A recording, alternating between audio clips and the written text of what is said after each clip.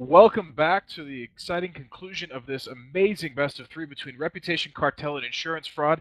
Currently tied 1-1 in what has become an instant classic. We are looking at two very interesting teams, and this should prove to be a very exciting conclusion to this. We have 3 Chronos, 3 Harpy, and 2 Mollis for the blue team, Reputation, Cartel. Those Chronos are in at 0.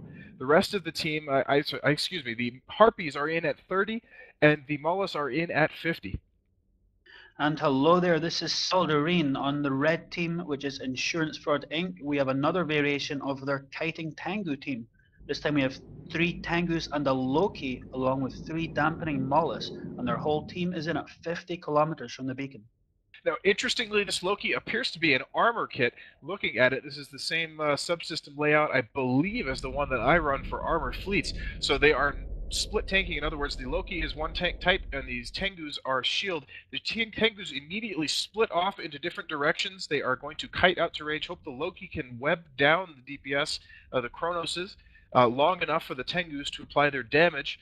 And already we're seeing Cyber 10, one of the Kronos tackle assault frigates there, being blown up. It's, well, not down, but shields are dropping extremely fast. Well, there's no webbing being done by that Loki, so I am not sure what his role is here. But the Cyber 10 in his Harpy is dying very, very quickly. He's already in structure and looks like to go down soon, and at the same time damage is being put on a second Harpy of Lex Fasces. However, Blue Melon is in his Loki, it looks to be in some trouble. He is webbed and has a large proportion of the blue team right on top of him and beating down on him. Meanwhile, there goes a Harp just almost volleyed, 2 volleyed off the field, a Harpy down. We are down to 1 Harpy left on Reputation Cartel's side and 2 Mollis, with these 3 Chronos focused on a Loki, which is, apparently I am incorrect, it was a shield fit. It is pulling back shields of the ancillary shield booster, I think. So we should see what comes of this, but he has everything on him.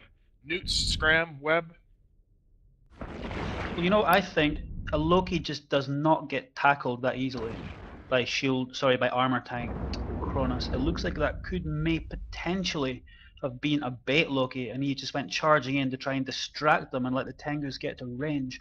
But bait or not, that Loki is now dead, so that cannot be good for the red team, and whether or not this is going to be a match-changing loss will remain to be seen.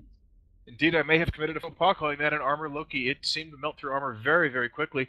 Max Venture's Harpy has been, well, surviving in armor. I think he has pulled back some shields at some point, but I don't know how much longer he's going to hold on. Radget's Mollis, again, at armor. Radget seems to like flying around at low HP.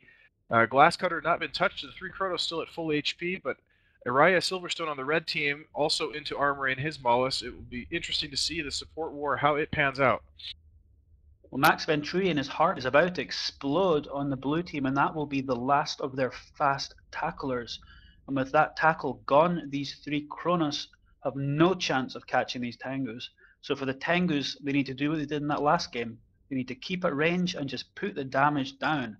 And with 7.5 minutes, there is easily enough time for them to kill this Mollis and hopefully one of these Cronoses. But whether that happens and these Kronos die, only time will tell. There are EC300s out on the field. I see jams on the Chronos of Bob Shaftos. I don't know if that means he doesn't have luck. I cannot tell. But jamming effect, and he has flown right up to live from the stage as well. They are doing a cap chain here. I see cap going to him. I can't tell if it's coming away. At any rate, he is taking damage now from the Tengu's. Glasscutter is taking a little bit of damage as well. Yep, it appears that there could be a cap chain here. These Kronos might be running the new ancillary armor repairers. So when they run out of charges, they'll be looking to boost the capacitor of these Kronos so it can continue running those modules. But we see now the Mollis of Araya Silverstone is taking a lot of damage on the red team. It looks like both teams here are trying to get some extra points. But whether it will come down to a close points battle remains to be seen, as Bob Shaftos is now in armor in his Kronos, and his armor looks like to be dropping relatively quickly. I think that cap chain seems to have been broken. I see no more cap effects coming between the Chronoses, and Bob Shaftos' Chronos is melting under the damage of these Tengus. Both Mollis on the red team are taking damage, and Ganrider's Tengu is taking just a little bit of damage, but this Chronos Bob is really in trouble here. The capacitor chain appears to have been reestablished. I see Cap going from all three Chronos to one another now in a triangle, so he may be able to start pulling back. I think the jams coming from, I'm guessing, the Molluses are effective in breaking this Cap chain, but it seems they have failed in this last cycle, and Cronoses are keeping up now. Well, the Mollusk, being a remote sensor dampening frigate, is unlikely to be jamming, but there are a large amount of ECM drones on the field. And as we know, ECM drones also show up as a jamming icon on the stream, so I presume that is what is responsible. As we look at Bob Shaftos, who looks absolutely shafted here, he is going into structure, although he is taking back slivers of armor, but it does not look like that will be enough. Bleeding into structure, it looks like he is going to be exploding very soon. You are correct. Those are ECM drones. I had not seen them in the cloud. They're now chasing Glasscutter's Mollusk. They've decided that they aren't going to reliably jam these Cronoses with them anymore. They might as well get the damps off the field so they can continue to whittle down Bob. It's interesting tactic. I think it seems to be effective right now. They do think they can get Bob, and they think so too. Whoa, his ancillary shield or armor repper just reloaded. He just pulled back 1/3 of his armor in one go. Will they be able to continue to punch through that now or not? Well, every time he cycles the armor pair, he also appears to be bleeding just a little bit of structure. So if they have any available heat left in their modules on these Tangos, they should be overloading those to put as much damage on this Cronus as they can. And he is dropping further and further through his structure. And when his structure runs out, his time in this match will run out and he will no longer be in a Cronus. And then the red team will be in a very, very strong position, having removed 1/3 of their DPS and a lot of points off the field. And I do think this is very bad position for Reputation Cartel. Bob Shaftos is not long for this world. His structure is disappearing very rapidly now between cycles. Tengu's still not taking any damage. Uriah Silverstone and a Mollusk on the red team, however, does look like he will go down very shortly. Also extremely low structure. Just not sure there's any coming back from this Reputation Cartel, but I have been proved wrong before. Yep, you have been proven before, I can confirm that. But it appears the blue team are just scrambling for some points by killing that Mollusk.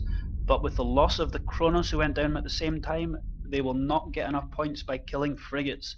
The only salvation they can get from this match is if they kill these Tengus, and with the speed difference between Tengus and these Cronoses, that is highly unlikely to happen, as the Tengus are already switching onto their next target. Split damage actually between Kronos of Lucky CSS and the Kronos of Live from the stage. I believe the split is probably due to bad target calling or bad target following on the part of the red team, but the focus fire appears to be going now on to Lucky CCS. However, with just 3 minutes left, I do not believe there'll be enough time to kill the second Kronos. And we are seeing these Tengus rise up above 1,600 meters a second speed when they burst their speed. The fastest I've seen one of these Chronos do is about 1,300. Lucky CS just hit 1,270 a moment ago. This could take some really fancy maneuvering for them to try to get away with one of these Tengus. I just don't see it happening. These Tengus need not to get caught, and I think they know that's their only job right now. Yep, you're sure correct there. And we also have an interesting little frigate skirmish going on here. We have the two Molluses, which are known for being long-range dampening ships, have decided to completely change their role and are going balls deep into the action and chasing around the Mollusk of Glasscutter like rabbits with a hound. Look at them go. These Molluses, they must have some offensive modules on there. They could have projectiles. Small projectiles are commonly put on these molli, and they are doing damage though. And the battle against this Kronos, he is at the stage of the other Kronos now. He is repping, but each rep cycle is not enough, and he is leaking into structure. With 1 minute 50 on the clock, he will be exploding soon for sure. Indeed, looks like this will be the end of the road for Reputation Cartel. No damage to the Reputation done, though. This has been a classic best of 3. Every one of these matches a nail-biter. Every one of the multiple turning points where the matches have gone back and forth. And we do see, live from the stage, almost down. Should only be a matter of a couple more volleys now. Yep, he's going bang bang and his structure is leaking. It looks like live from the stage will no longer be live, and he will no longer be on the stage, because when they lose this match, that will be them out of the tournament and insurance fraud will be going through. And there's just hairs of structure left and live on the stage. The next volley, and there we go. A big explosion and one less Kronos. We have 1 minute left on the timer, and we have 1 Cronus and 1 Mollusk left on the field for the Reputation Cartel. Well, some GFs in local there. I think the Reputation Cartel realized their fate is sealed. This match is all but over. An amazing, amazing matchup between these two organizations. Insurance Front, however, coming out on top, barring an absolute miracle here at the very end. Lucky CS's Kronos, however, melting under the damage of these Tengus, and no damage really appreciably coming down on anything on the red team. Although Lee Jansen has decided to man mode in on top of that Kronos and just go point blank. I do not think the Kronos will be able to do anything to them. Time is most definitely running out for this Kronos. With 20 seconds left on the clock, I don't think he is going to make it. It looks like this Kronos is going to die, and the only thing left alive on the field when the time runs out will be the Mollusk of Glasscutter, who is the hero. He successfully evaded the crippling DPS of the red team Mollusks and remained victorious. And there we have it, victory for Insurance Squad in this fight, victory for Insurance Squad in this match, and they move through to the next stage of this tournament, and it is goodbye Reputation Cartel.